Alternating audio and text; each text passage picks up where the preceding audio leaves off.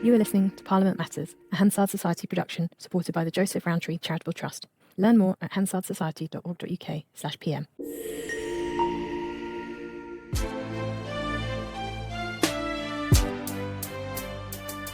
Welcome to Parliament Matters, the podcast about the institution at the heart of our democracy, Parliament itself. I'm Ruth Fox. And I'm Mark Darcy. Coming up this week, a huge cut to overseas aid. How will it reverberate through the House of Commons? As an MP is convicted of assault and sentenced to 10 weeks in jail, will his voters be able to throw him out of Parliament? And is what sounds like a bland, technical piece of legislation in reality a Trojan horse for rejoining the European single market?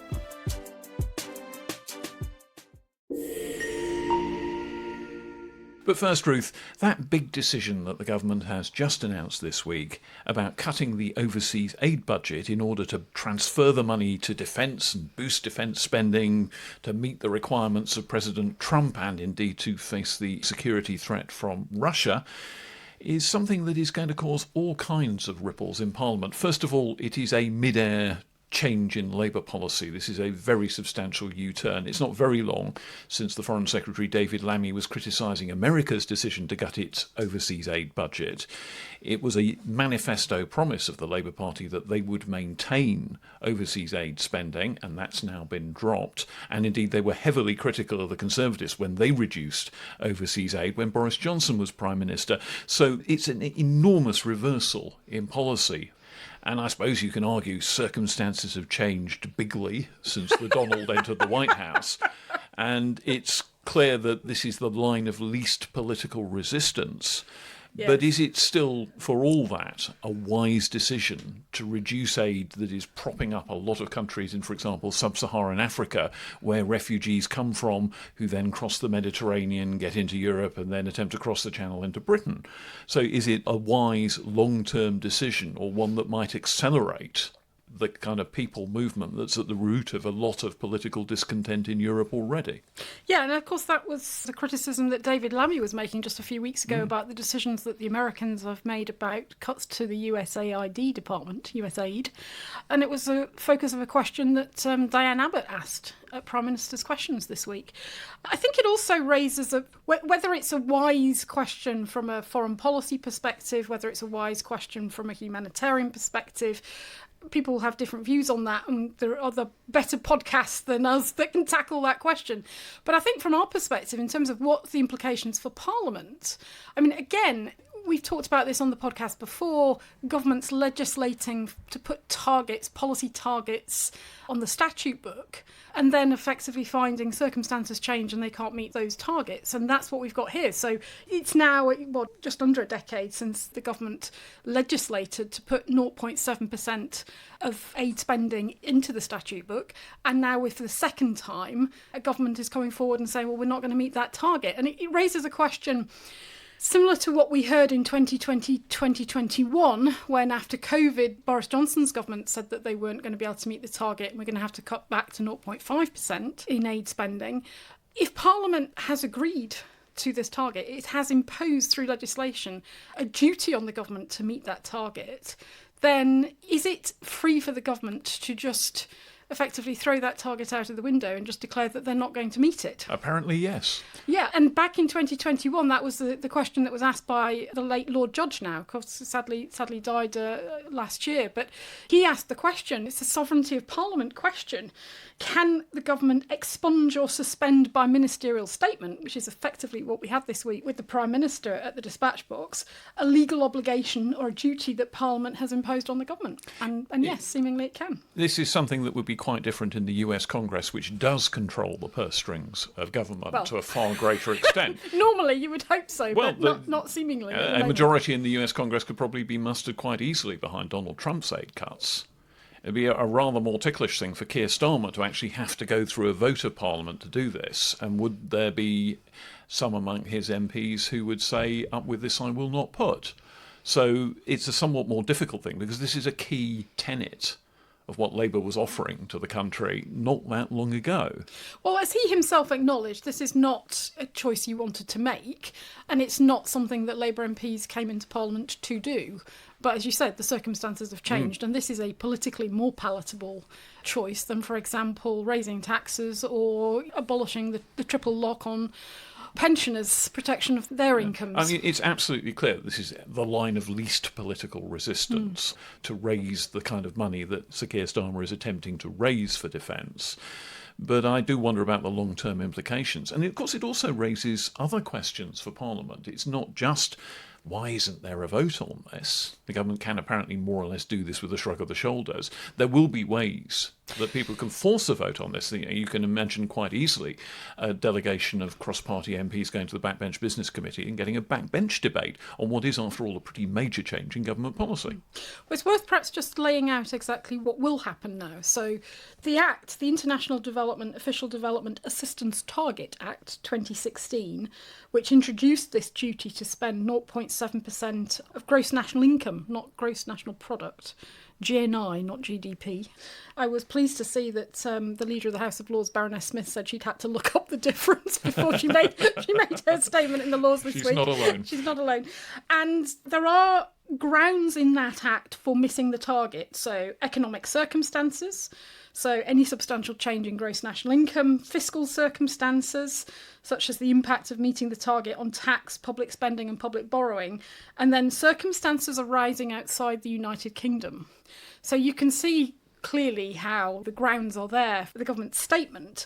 What will have to happen now in terms of the Act is that if the government is not going to meet that target, it has to explain why in an annual report, and that'll be the Foreign and Commonwealth Development Office annual report, which usually comes out in July.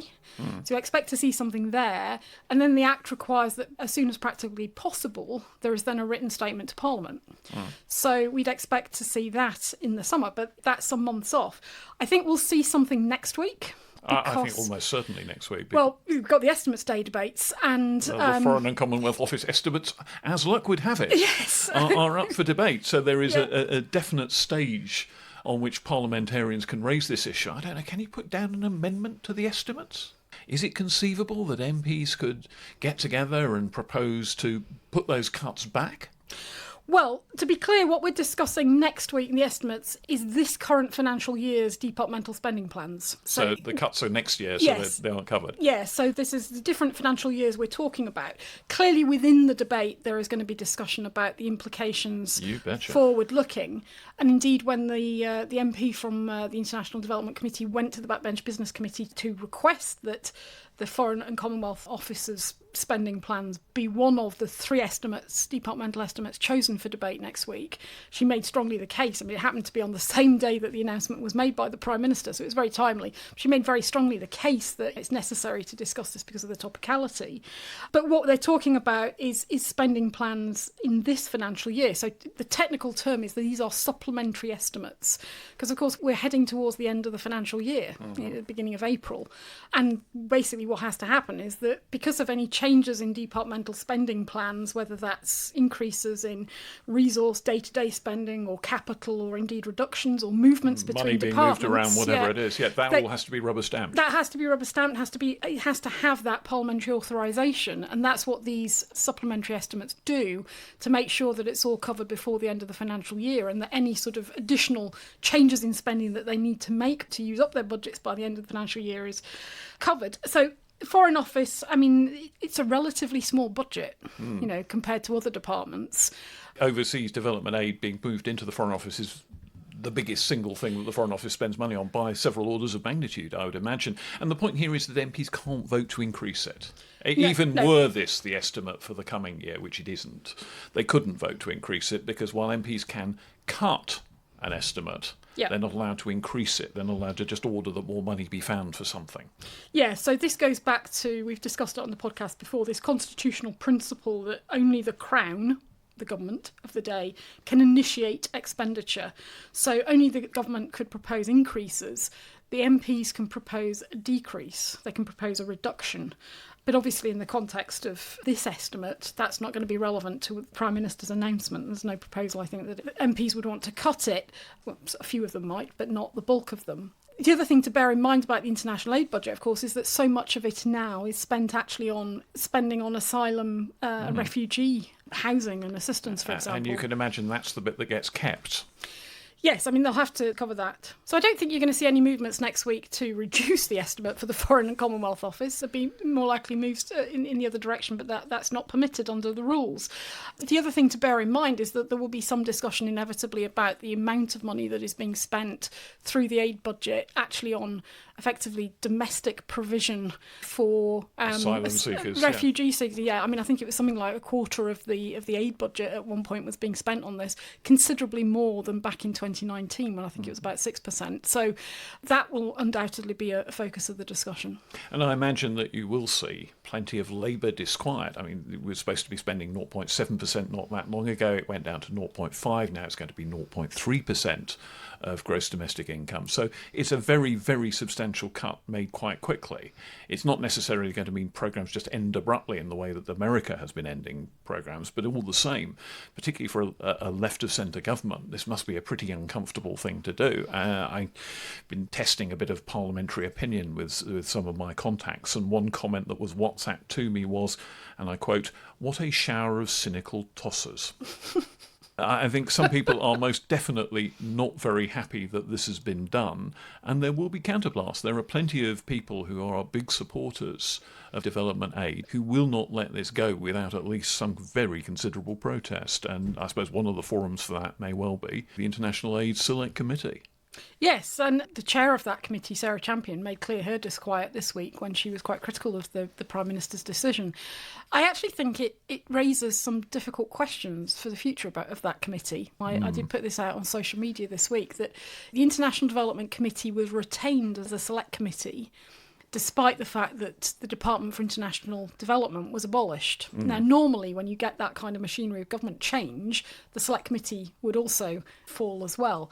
They kept this, I think, because of the politics of abolishing it were quite difficult. And because at one point there was a commitment to spend a very large chunk of the national income on aid. Yeah, so if you are now cutting it back considerably and you haven't got a department to scrutinise, I think it does raise some questions about whether the rationale for retaining the committee as a standalone scrutiny body can be maintained, or whether it would be better now to just accept that it is rolled into the Foreign and Commonwealth Development Office Select Committee. And viewed from the standpoint of the government, you do rather wonder if they would not want to have a committee whose prime function would be to issue kind of jeremiads about the impact of the cuts that have been made in every report they now issue. And talking as somebody who's looking at the sort of scrutiny priorities of Parliament as well, I find it quite difficult to justify as well, because you are always told the response from officials and from ministers when you talk about improvements to the scrutiny process and new bodies is always, well, you know, where the resources come from, these things cost money. If you think about the prioritisation of this issue and this policy in a standalone scrutiny committee compared to, for example, we haven't got a standalone scrutiny committee to cover EU relations, which we have covered on the podcast previously, which is a critical, important issue to our economy. We don't have a standalone scrutiny body for delegated legislation, which is the legislation of everyday life that affects so many of us, and yet the scrutiny of it is poor, and particularly poor compared to the House of Lords and what they've got available. We don't have a body to scrutinise treaties. Again, a sort of topic we've covered on the podcast. So in an ideal world, this would not be an either-or question. You'd have all of them. But we don't live in that world. As Keir Starmer is discovering, difficult choices have to be made, and that's the same for Parliament. And therefore, you know, I think questions are going to have to be asked about the use of resources and whether there are other priority for committees that might play a bigger role in the future. That might now overtake the diminished overseas aid budget. Yeah. Well, on that cheery note, Ruth, shall we take a break? Indeed. But just before we go, I'll make my regular appeal to listeners. If you're enjoying the podcast, do like it on Apple or Spotify or wherever you get your podcasts, because it is a way that helps other people, other listeners find us. So while we take a short break, help pay the bills, do that now. Like the podcast on your Press on that your button. app. See you soon. Bye. And we're back. And Ruth, breaking news literally while we've been recording this podcast. The Labour MP Mike Amesbury has been back in front of the courts appealing against the 10-week jail sentence he was given for punching a constituent. And that sentence has now been suspended for 2 years, and he's been given all kinds of requirements for going on an anger management course, doing community work, having his alcohol consumption monitored, and a variety of other things. So the question now arises, what happens to Mr Amesbury next? There have already been plenty of calls for him to quit the Commons. He should just resign his seat and go. And when he was first sentenced to jail, there was a suggestion that there would be a recall petition that would lead to a by-election. If 10% of his constituents signed a petition for him to go, he would be removed from the House of Commons and a by-election in his seat would ensue. Does that still happen with a suspended sentence? I think it does under the Recall of MP Act. Yeah. I think because the trigger point is when an MP is actually jailed for any length of time, the recall process kicks in. It wasn't clear whether suspended. There are 3 triggers for recall, and one of them is conviction for an offence where a sentence is imprisonment or detention after all appeals have been exhausted. So that was likely to have been the delaying factor on recall here if he didn't voluntarily go. But he's now appealed. It happened very quickly. I mean, within the same week. Surprised at that. But his conviction still stands, and his sentence, in effect, still stands. And the fact that it is suspended under the Act, my understanding of how it works is that the recall trigger still applies. So unless he voluntarily resigns in the coming days, then he would be subject to recall. And the grounds are met. The Speaker would inform the local returning officer in his constituency, who would then become what's known as the petitions officer for the purposes of recall. And this person, he or she, would have to put in place the arrangements for a recall petition. So his constituents could go to, not exactly polling stations, but petition stations or whatever you would call them, and sign. And if 10% of them signed a petition calling for Mr Amesbury to go, that would be it. He'd be out, and there would then be a by-election to fill the vacancy. Yeah, so petitioners go to what's called a designated signing place, which effectively that's snappy, isn't it? Which effectively is a bit like a polling station. You can also sign the petition by postal vote or proxy. You can't sign online. This is one of the confusions. It's called a petition, but of course we're now used to petitions being online, e-petitions. This is not an e-petition. This is not an e-petition. Voter ID is also required under the Elections Act of 2022, of course, a recent change. And the petition will be open for 6 weeks from the point at which it starts.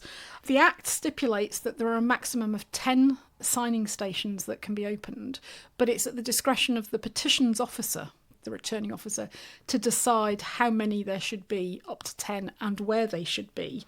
And of course, one of the issues that arises with these recall petitions, this will now be, I think, the 7th. I think we've had 6 recalls so far. One of the issues is where you place them, because getting effectively a polling station location for 6 weeks, open normal working hours Monday to Friday, and then the petition officer having discretion to put in additional hours in the evenings, for example, that's pretty tricky. I mean, remember, for general elections, the polling station's only open for a day, and that causes intense problems for schools and local government buildings and so on. So that is one of the challenges. Yeah, and there's also this issue that if you're going in to sign a petition, people know what your opinion is. It's not like you've got several options here. Should he stay or should he go? If you're going in there, you're signing up to say he's got to go. Yeah, there's no option to sign to say you support the MP and want him to stay. Yeah. That is not on the petition paper. Yeah, and so in a sense, it's not what you call a secret ballot. No. People will know your opinion. And there have been calls from a number of bodies that should be changed. I actually think there's some merit in it that you should have the option. 10% is relatively low. It's not difficult for opposition parties, opposition voters to pull that together over a 6-week period. So there is an argument to say that either the threshold should be higher, or you should have that option of having a genuine, how many support, how many oppose him and want him recalled. But if you have a 6-week petition process kicking off now, the result of the petition would not be there in time for that by-election to be held on the same day as the local elections in May. Essentially, the petition period would extend into the middle of April, so I don't think you'd quite have time to have a by-election then. No. So the earliest you could have a by-election, it seems to me, to be about mid-May. Unless he voluntarily goes. Unless he voluntarily goes now. That's where the whips will be trying to apply some pressure. Yeah, certainly, if I were Labour, I would not want a long, drawn-out campaign. I assume that ever since the original incident that kicked off this whole process back last October, the rival parties have had their teams in that constituency trying to sort of prepare campaigns for what they quite reasonably anticipated was a quite likely by-election. Yeah, the other thing is this 6-week period is one of the other areas that's been criticised, and people have said, well, maybe that needs to be reduced, because very often in these recall, you get those numbers, you get over the 10% in the first couple of weeks. Yeah. And you've then got this imposition for a 4-week period on these locations, these signing locations, so an administrative inconvenience, and you've got the cost to the local authority. I mean, these are not cheap to run. Yes. And all of a sudden, because of the misbehaviour of an MP, a local community, local constituency have got these additional costs. So one way or another, it looks quite likely that we'll see a by-election in the Runcorn and Helsby seat in Cheshire, and that could be rather dicey for Labour, even though they polled over 50% at the last general election there. The polls have changed rather a lot since then. Yeah, and just worth saying, at the last general election last summer, Reform was second with 18% of the vote and the Conservatives were third with 16%. But as you say, a long way behind Labour on 53%. But you'd think in these circumstances that Reform must fancy their chances. Well, they certainly must, but again, it's a test for a political party's political machine. How good are they at actual electioneering? For years, the Liberals and then the Liberal Democrats were the people who thought themselves as masters of by-elections, who could conjure a result out of the most unpromising seat. Have Reform got the same powers and abilities to go into a seat where they may not have had any great presence before and conjure an MP out of a by-election? We will see, but only time will tell, as we say in journalism. And just worth adding before we move to other things, Mark, that the whole question of recall, I mean, we'll see what happens with this process, whether it plays out. It's not beyond the realms of possibility that it'll be as in Blackpool last year, where the Conservative MP Scott Benton, he started going through the recall process and then pulled out halfway through, voluntarily resigned halfway through, and it all sort of came to an end. That's a possibility as well. Worth saying that there's an incentive here for the MP to stay on because they continue to be paid. There's you no get your salary until you're pushed out the door. Yeah, so these factors will all come into play in the thinking of the MP. But in terms of where the future of recall stands and what lessons may be learnt from the recall elections we've had so far, and if we have this one in Runcorn, the Standards Committee at the end of the last Parliament issued a landscape report, as it described it, sort of review of the standards landscape, and it recommended that there should be post-legislative scrutiny of the operation of the Act. The Electoral Commission has recommended a review several times, made a number of recommendations urging that the Act should be reviewed because of some of these procedural issues that we've talked about. And we've only touched on a few of them. There are a whole swathe of others, sort of administrative processes and procedures that are a bit clunky. And the position of the government, as of earlier this year, was that Lucy Powell said the Recall of MPs Act is broadly operating as intended. The government is committed to working with the Modernisation Committee and the Committee on Standards to consider how recall interacts with the sanctions available to the House. So watch that space. I mean, as we discussed in a recent podcast, the Modernisation Committee's agenda is very focused on standards, so it may well come forward with a review. But I don't think that's going to be done by the Standards Committee because they don't feel that they can review the Act when they are involved in the process. Well, that's fair enough, isn't it? Yeah. So let's see what happens. Indeed, and in the meantime, let's take a quick break. Well, Mark, we're back, and I think we should talk about the Product Regulation and Metrology Bill. Because we are party people here at Parliament Matters, and we know how to have fun. This is, unpromising though its title sounds, actually an astonishingly important piece of legislation that's currently grinding its way at slightly slow pace through the House of Lords. What it does is it gives ministers powers to do pretty much whatever they want to implement whatever reset deal Sir Keir Starmer finally manages to extract from the European Union in the hope of boosting British trade with the EU. Now, this is one of the bêtes noires of yourself, Ruth, and of the Hansard Society and many people in Parliament itself, because this is a skeleton bill. This is a bill that gives ministers, and I paraphrase, the powers to do whatever the bleeding hell they want to do when they actually figure out what their policy is. Yeah. And we're waiting on the EU negotiations to do that. Yeah, well, I think it's a little bit narrower than that. I'll defend the government slightly on this. It's a little bit narrower than that. The bill is specifically about provision on the marketing and use of products in the UK and the units of measurement and quantities in which those goods are marketed. So it's not a full-scale bill to implement the reset agreement. Clearly, some aspects of a reset agreement, if there is to be one, might flow through because the whole question of products, trading products, marketing products and different markets will be relevant. And one of the reasons this bill is controversial and has particularly attracted the ire of the Brexiteers in the House of Lords is precisely because being a framework bill, giving powers to ministers to effectively make decisions about policies at a later date, leaves open the prospect of either regulatory convergence with the EU or conversely regulatory divergence. But the suspicion they have is that it's going to mean regulatory convergence, so effectively aligning with the EU through the back door, and that the provisions will then be subject to implementation through not primary legislation, which this is, but through statutory instrument, and therefore subject to much less parliamentary scrutiny than it would have attracted if it had been done through a bill.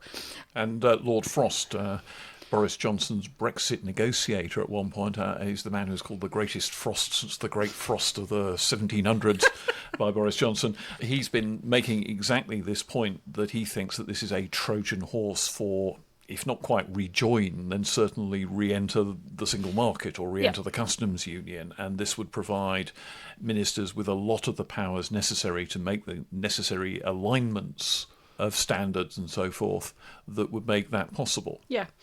And the House of Lords Constitution Committee and the Delegated Powers Committee, two really high-powered committees in the upper house, they have been really critical of this bill. Very, very critical, amongst some of the most strongly worded reports we've seen, even for recent years. And let's face it, they've had to grind out some pretty strongly worded reports on other legislation before now. So this sits alongside some of the big Brexit bills for the breadth of the powers, the framework, skeleton nature of the legislation, the extent to which, as the committees describe it, it amounts to an unacceptable transfer of power from Parliament to the executive.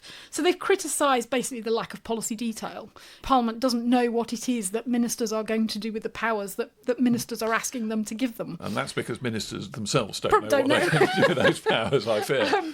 They've got a good idea, I suspect. Yeah, and it sounds really, we've laughed about it, it sounds really techie, but, it covers things like product safety, environmental protection, as well as this question of alignment or divergence with the EU. So it gets into some really, really important areas that will affect all our lives. The delegated powers in particular, that committee, it called for 6 of the clauses to be removed from the bill. This is only a 12-page bill, so, you're starting to gut major gut surgery. the bill. Yeah. And it talked about an unacceptable shift of legislative power from Parliament to the executive. The Constitution Committee said the decision about whether to pursue closer or weaker alignment with the EU was effectively left entirely to ministerial discretion.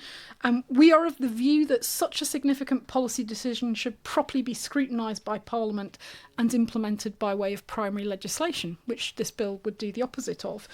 There was a rare public evidence session where the ministers, Justin Madders and Lord Leong, were hauled in to account for themselves and try to explain.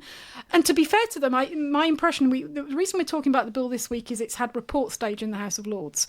So it's had committee stage, 4 days in committee in sort of November, December, and then there's clearly been a period since the new year where the ministers have been engaging with members of the House of Lords about ways in which they can amend or ameliorate the provisions of the bill to address members' concerns and to respond to the committee's criticisms. In the report stage debate this week, The ministers were thanked by a number of members for the proactive and constructive, polite way they tried to engage with the issues, and they've come forward with some amendments. And I suppose one reason for that engagement is this is a bill that started in the Lords, so the Parliament Act isn't available to the government to get it through if all else fails. They don't have a big stick to wave over their lordships in the way that they would for a bill that had started in the House of Commons. So once this bill has cleared its third reading in the Lords, it's off to the House of Commons, where the huge government majority will tank it through. If the Lords make changes that are unwelcome to the government, there could be a bit of ping-pong to follow. But by and large, it sounds like the government has the advantage here and can get its way. I suspect partly because Labour peers will vote for it and Lib Dem peers will doubtless be enthusiastic about it as well. So. And even crossbench critics, of which there are many, have acknowledged, Lord Anderson, for example, who's been one of the leading voices on this, he said, he's appreciated the way the government's listened to the committee's concerns. He sits on, I think, the Constitution Committee. He talks about it might have been possible for the government to have gone further. They've, for example, one of our favourite subjects, Henry VIII powers that enable ministers to amend primary legislation, even to repeal primary legislation by statutory instrument. The government have hemmed those in and limited them. They've introduced some additional statutory consultation requirements. They've extended some of the parliamentary scrutiny procedures so that they're the higher level affirmative scrutiny procedure, which will require the statutory instruments to be subject to an approval debate and vote by both houses, rather than the lower negative procedure, which wouldn't require that. So they've tried to respond to some of the concerns. But ultimately, if you've got 6 clauses in the bill that the Delegated Powers Committee thought were inappropriate in terms of the transfer of legislative power from Parliament to government, those are still in there. So what you're talking about is an ameliorative exercise. They've taken a little bit of the edge off it. But I suppose part of the reason they feel comfortable doing that is that the government majority in the Commons is so huge that it can clearly get its way there. And peers do not, as a matter of convention, almost ever reject statutory instruments. So it would be quite a big thing for the government to issue a new set of regulations under the powers in what would then be an act, and for the Lords to reject it. So I think they can feel reasonably confident that they'll get their way. They will. I mean, the House of Commons is even less likely to reject a statutory instrument than the Lords. But I think it raises, and we saw this in the debate, raises 2 other related matters.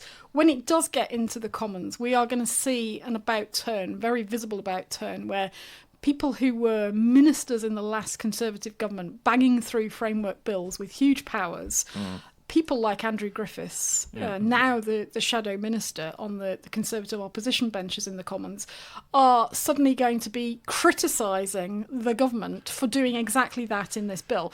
They're not wrong. They're not wrong. They're not wrong. But it's just this. They set the precedent. It's the embarrassment of people who were all in favour of sweeping powers for themselves when they were in power, doing a 4-minute mile up the road to Damascus, suddenly being against such things. And were there to be a Conservative government after the next election, one feels they'd do a 4-minute mile on the road back from Damascus to Jerusalem.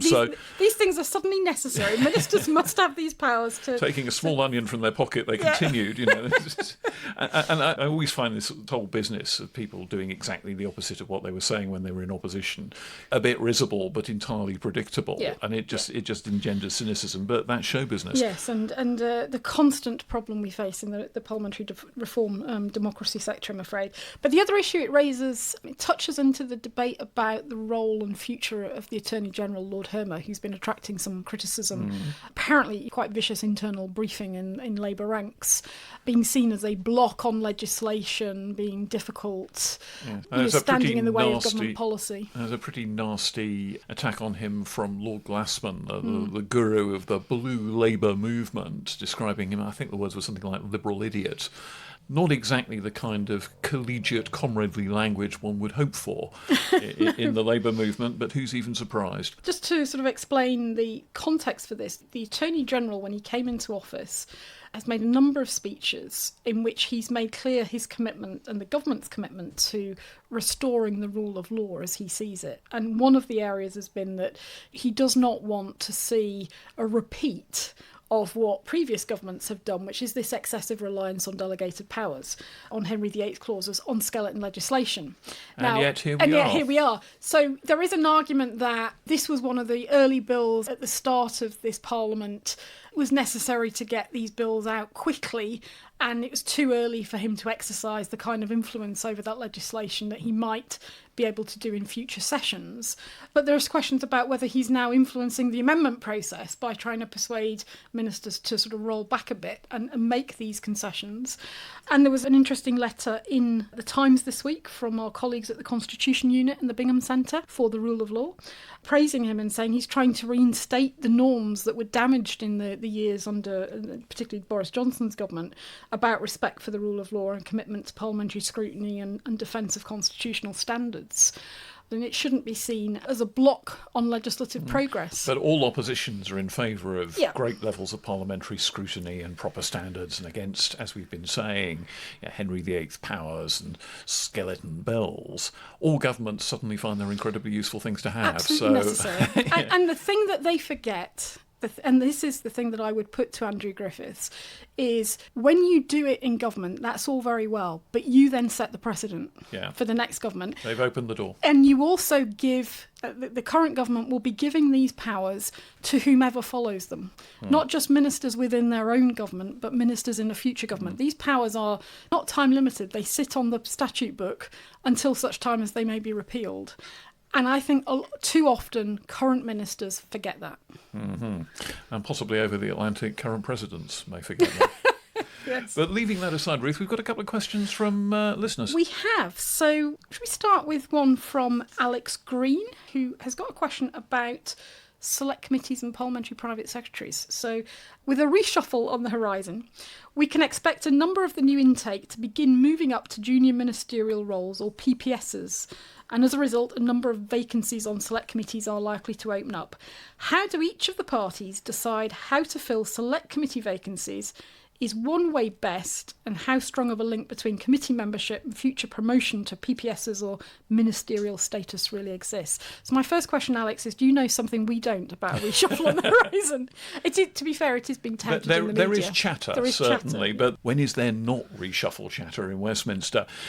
When a reshuffle comes, and it may or may not be soon, who knows, the parties backfill any vacancies that are created in select committees by an internal election process if they need it. If you're one of the smaller parties, you say the Liberal Democrats, and there's only one person on your parliamentary contingent who actually fancies the vacancy in, say, the Environmental Audit Committee or wherever it happens to be, you don't really need an election for that. You simply take forward the nomination and give it to the Committee of Selection that formally puts it through the Commons process. Where lots of people are gagging for a plum role on the Treasury Committee or Public Accounts or Foreign Affairs or wherever, then you have to have an internal election, and they're supposed to be democratic elections done by a proper process, and it shouldn't just be the party leadership nominating someone. Now, in reality, sometimes the party leadership wants to just give a little help to a particular candidate. Favoured candidate.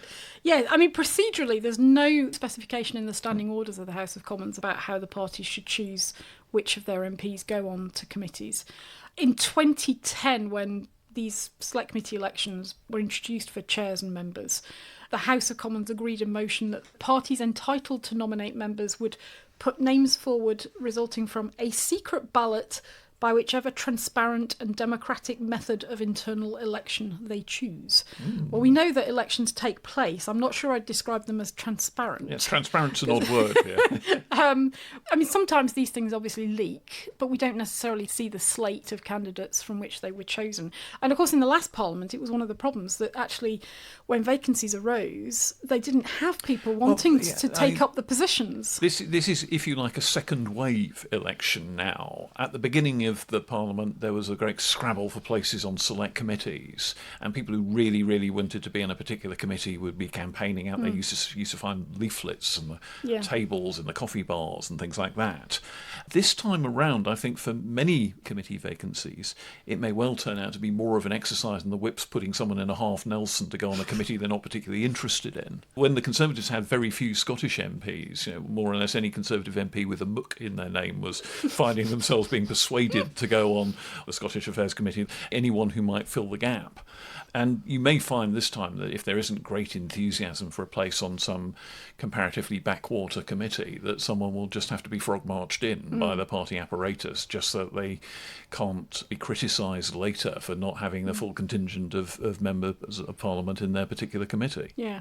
And it's worth saying, of course, and we've been critical of this, that a significant number of new MPs were promoted directly to PPSs, I mean, as well as ministerial office. But the PPS ranks, Parliamentary Private Secretary ranks, the bag carriers for ministers, they are littered with new MPs. They've not had to bother with select committee time on the committee corridor.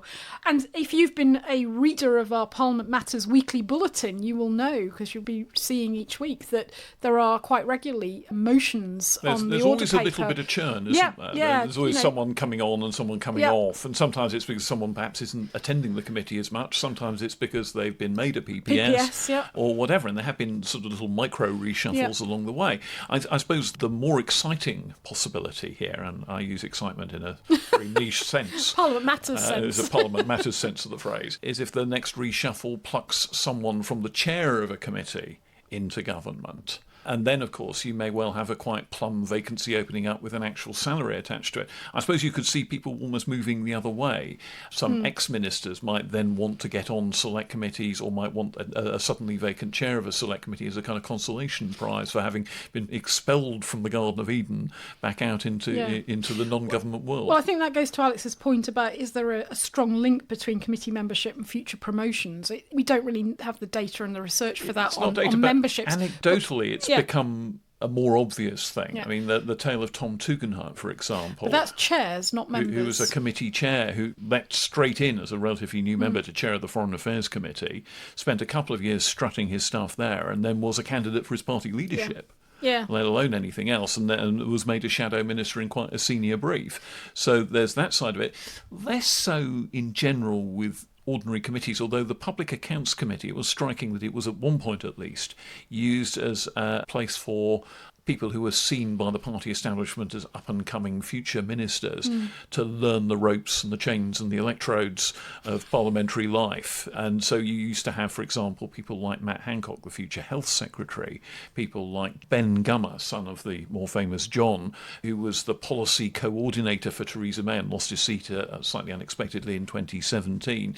They were on the Public Accounts Committee learning how ministerial life worked, learning about great departmental blunders, and so learning what not to do as much as what to do, perhaps. But it was certainly seen as a bit of a training ground. Yeah.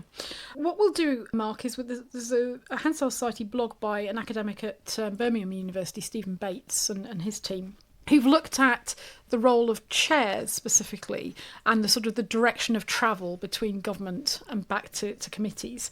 If you remember, when these were established, elected chairs back in 2010, the hope was that they would be sort of seen as an alternative career path to ministerial office.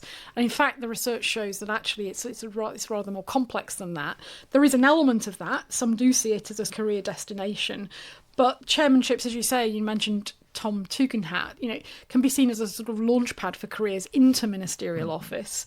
You've also got chairs as postscript for, as you say, ministers or shadow ministers who've left and gone back to being a select committee, and then chairs as interlude, which I suppose is the Jeremy Hunt scenario. I mean, Jeremy Hunt was chair of the Health Committee very successfully and in a very high-profile way, because, of course, this was the COVID era, and then came back into government as Chancellor afterwards. So that was quite an interesting moment. And, of course, you have people like Margaret Hodge chairing the Public Accounts Committee as an ex-minister and probably making more of a splash doing that than she ever did as a minister. Yeah, well, it was always said, she knew where the bodies were, having been a minister. She knew how Whitehall operated. So, yes. So, Alex, I hope that answers your question as much as we can. We'll put some links into the show notes about that. We've had then, Mark, another question from Barnaby Jackson, friend of the podcast and indeed of the Hansard Society. He says, can we ask or demand our MPs reach out to us, their constituents, to explain their understanding of the new American administration's position on global security affairs? Well, good luck with that. I think if anybody understands what their position is. I think the key point is to actually understand it in the first place, and that may be some while in the emerging. So. Barnaby then goes on to say, what's Parliament doing to support them, respectively, to ensure the public can make critical decisions or take precautions in our own lives? Dig fallout shelters, perhaps. Sounds very 1970s and 80s. Stock up on canned goods.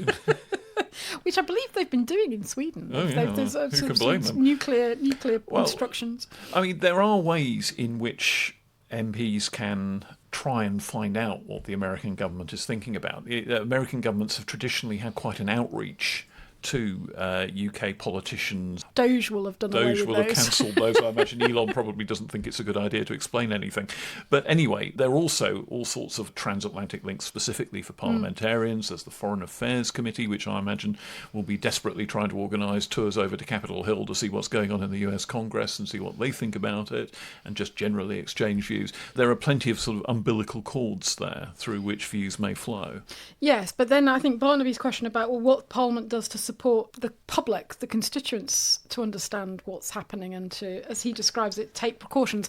I'm not sure we're quite there yet, Barnaby. I think that's possibly a future step if things were to deteriorate in the Western Alliance still further, but it's possibly too early days for thinking about that.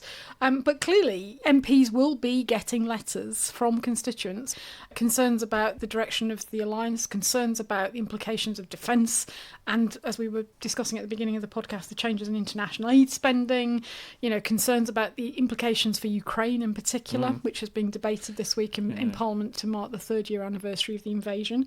Plenty of Ukrainian communities around in various constituencies across the country. So yes, I think we watch this space. I think this is going to run and run over the course of this Parliament. Absolutely. It's probably the biggest single issue now confronting MPs is the complete and utter change in the national security environment that's come about in a matter of weeks. Yeah. So I think it will be a constant theme, a constant backbeat to pretty much any other decision that has to be taken. Yeah. And as we're recording this, Keir Starmer is, of course, in Washington, so we will see how he survives the experience. And doubtless he'll be reporting back to MPs with a full dress, all singing, all dancing statement to the House next week. Next week, I'm sure he will. So we'll no doubt discuss that next week on the podcast. But in the meantime, before we go, I think you've got an update about our next episode in our assisted dying special series. Yes, indeed. I mean, listeners will know we've been running this special series dedicated to all things to do with the assisted dying bill. This week we're talking to Kit Malthouse, who's a supporter of the bill, who's on the bill committee. We'll be talking to him about what it's like there, what the action has been on the committee, what big things are coming up, and just the general political atmospherics around what is still the most controversial piece of legislation that's likely to be passed by this entire Parliament. Yeah. So look out for that, listeners, and we'll see you next week. Bye for now. Bye. Parliament Matters is produced by the Hansard Society and supported by the Joseph Rowntree Charitable Trust. For more information, visit hansardsociety.org.uk/pm or find us on social media at Hansard Society.